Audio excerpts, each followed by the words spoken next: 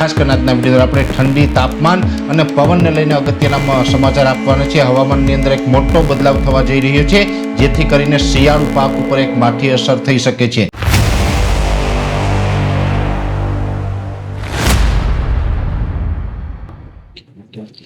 નમસ્કાર મિત્રો, વેધર ઇન્ફોર્મેશનમાં આપનું સ્વાગત છે અને હું છું પરેશ। ખાસ કરીને આજના વિડીયોમાં આપણે ઠંડી, તાપમાન અને પવનને લઈને અગત્યના સમાચાર આપવાના છે। હવામાનની અંદર એક મોટો બદલાવ થવા જઈ રહ્યો છે, જેથી કરીને શિયાળુ પાક ઉપર એક માઠી અસર થઈ શકે છે।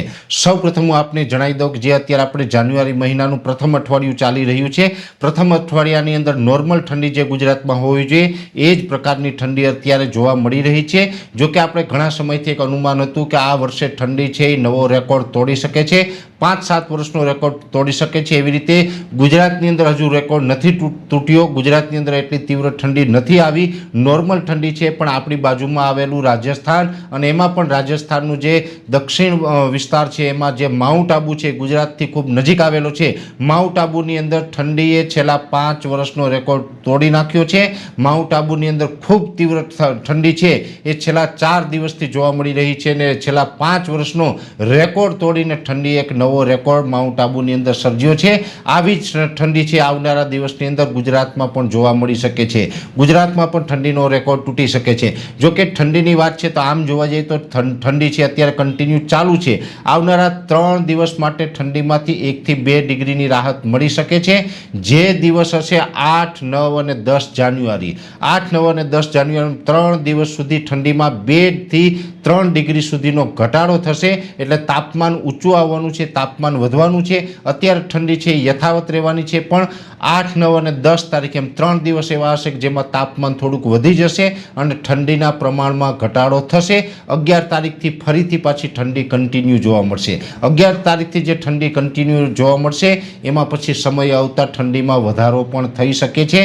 સાથે પવનને લઈને એક મહત્વના સમાચાર છે, જે ખેડૂત ભાઈઓને શિયાળુ પાક હોય અને એમાં પણ થોડીક ઊંચાઈવાળો પાક હોય, ઘઉં હોય, બાજરો હોય અથવા તો જે મકાઈ કે કોઈ અન્ય પાક હોય, તુવેર છે, એરંડા છે, આવા પાકની અંદર આપ તમામ મિત્રો જાણો છો કે જ્યારે પવનની ઝડપ વધે તેવી શક્યતા હોય ત્યારે પિયત આપવાનું ટાળવું જોઈએ। ત્યારે મોટા સમાચાર છે કે 1-2 દિવસની અંદર જો તમારે પિયત આપવું હોય તો આપી શકો છો।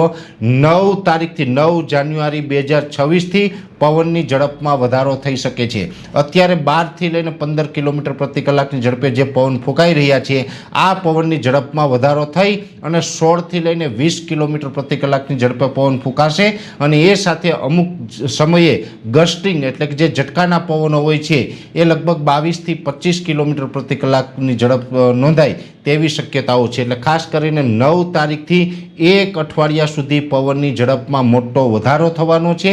આ વધારો એવો હશે કે પવનની ઝડપ જ્યારે વધી જાય એટલે 9 તારીખથી લઈને 15 તારીખ વચ્ચે જો કોઈ પણ પાકને, ઊંચાઈવાળા પાકને પિયત આપવામાં આવશે તો પાક ઢળી પડે ને પાકમાં નુકસાની જઈ શકે છે। એટલે ખાસ જેને પિયત આપવાનું હોય એ અત્યારે આપણે 1-2 દિવસની અંદર આપી દેવું, નહીંતર 9 તારીખથી પવનની ઝડપમાં વધારો થશે। એટલે પવનની એક આ ખાસ મોટી અપડેટ છે જેની દરેક મિત્રોએ નોંધ લેવાની છે।